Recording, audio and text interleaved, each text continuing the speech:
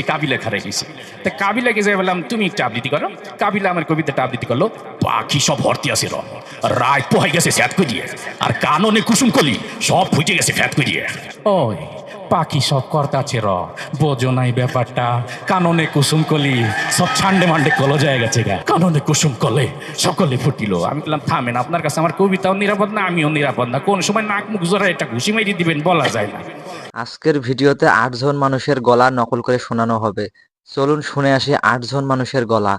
আমাদের জনাব মিশা সওদাগর সাহেব খাড়াই রয়েছে, তা ওনাকে যা বললাম মিয়া ভাই আপনি একটু আবৃত্তি করেন। তিনি আমার কবিতাটা তার যে ভিলেনি স্টাইল সেইভাবে আবৃত্তি করলেন এইভাবে, পাখি সব করে রব রাতি পোহালো। কবি সাহেব, আপনি যে প্রতিভা দেখাইলেন, তো যখন এই আকার রসিকারের বর্ণনা শুনেইলেন, যখন এই অক্ষরও আবিষ্কার হয় নাই, তখনও কি কবিতা লিখতেন? অক্ষর যখন আবিষ্কার হয়নি তখন আর লেখমুখী দিয়ে অক্ষরই তো নাই, তখন ইশারাই লাগতাম। একদিন চিন্তা করলাম যারা সিনেমা জগতে কাজ করে তারা আমার কবিতাটা কিভাবে আবৃত্তি করে। এই চিন্তা করে একদিন এফডিসিতে গেলাম, গেট দিয়ে হান দিতে দেখি ডিপজল সাহেব খাড়াই রয়েছে। তা তাকে যেয়ে বললাম যে আপনি আমার এই কবিতাটা কিভাবে আবৃত্তি করেছেন। সে আবৃত্তিটা শোনাইলো এইভাবে, ওই পাখি সব কর্তাছে বোঝো নাই ব্যাপারটা, কাননে কুসুম কলি সব ছান্ডে মান্ডে কলো যায় গেছে গা।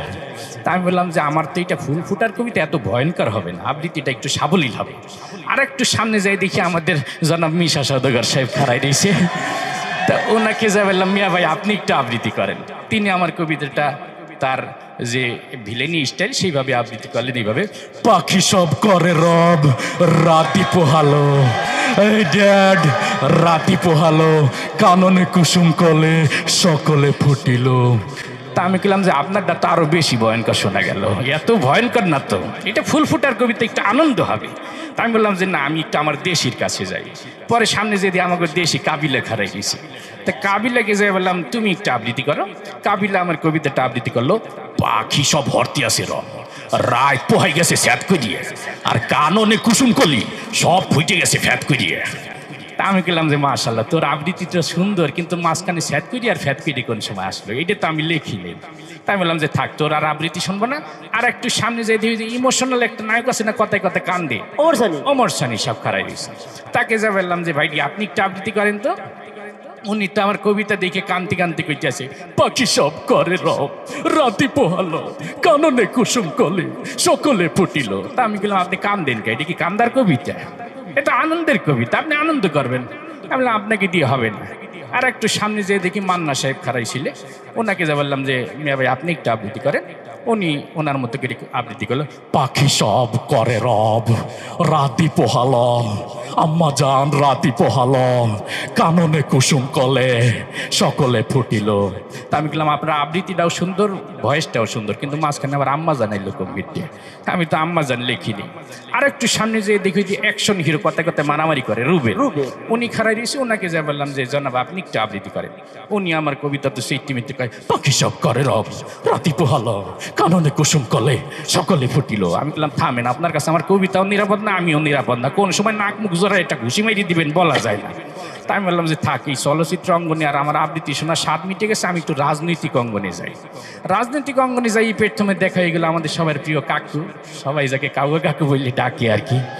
তা কাকুকে যাই বললাম যে কাকু আমার কবিতাটা একটু দেখেন তো। উনি আমার কবিতাটা দেখি বলতে আছে খেলা হবে। তা আমি বললাম যে খেলাধুলা পরে করে না, আগে আবৃত্তিটা করেন। তো উনি আমার কবিতাটা আবৃত্তি করলো, পাখি সব করির রাতি পোহালো, এ নিয়ে রাজনীতি করার কিছু নেই, কাননে কুসুম কলি সকলেই ফুটিল, ফুল ফুটু আর না ফুটু পদ্মা সেতু কিন্তু হয়েই গেল, জ্বালা জ্বালা অন্তর জ্বালা। তা আমি গেলাম যে আপনি আমার এত সুন্দর ফুল ফুটার কবিতার ভিতর পদ্মা সেতু হান্দাই দিলেন কেন? এটা তো পদ্মা সেতু নিয়ে লিখিনি। তা আমি বললাম আপনার দলে আর আমি কাজ করবো না, আমি আপনার বিরোধী দলে চলে যাই ম্যাডামের কাছে। তো আমাদের ম্যাডাম অসুস্থ, সবাই দোয়া করবেন, আইসিইউতে আছে, আল্লাহ তাআলা যেন তাকে সুস্থতা দান করেন। তো ম্যাডামের কাছে গেলাম, যে বললাম ম্যাডাম আপনি একটু আবৃত্তি করেন, মানে ম্যাডাম খালেদা জিয়া আর কি। তো উনি আমার কবিতাটা মুরব্বী মানুষ সুন্দর করে আবৃত্তি করলেন। তার আবৃত্তিটা ছিল এরকম, বিসমিল্লাহির রহমানির রহিম। প্রিয় দেশবাসী, আপনারা জানেন পাখি সব করে রব রাতি পোহালো, ইনশাল্লাহ কাননে কুসুম কলি সকলেই ফুটিবে, না ফুটিলে ঈদের পরে তীব্র আন্দোলন হবে ইনশাল্লাহ। তাই আমি বললাম, ম্যাডাম আপনার আবৃত্তিটা যথেষ্ট সুন্দর, কিন্তু আমার কবিতার ভিতরে আবার আপনি আন্দোলন শুরু করে দিলেন কেন? এটা তো আন্দোলনের কবিতা না। যাই হোক, মোটামুটি সবার আবৃত্তি শুনে আপনাদের প্রোগ্রামে আইয়ে পড়ছি। আলহামদুলিল্লাহ। তো দেখতেই পাইলেন অলরেডি 8 জন মানুষের গলা নকল করলেন এই ভাইটি। খুব সুন্দর লাগলো, আমাকেও ভালো লাগলো। আপনাদেরকে কেমন লেগেছে অবশ্যই জানাবেন। আর ভিডিওতে একটা লাইক দিয়ে দিবেন, ভিডিওটি শেয়ার দিয়ে দিবেন, 10 ভাইকে দেখার সুযোগ করে দিবেন।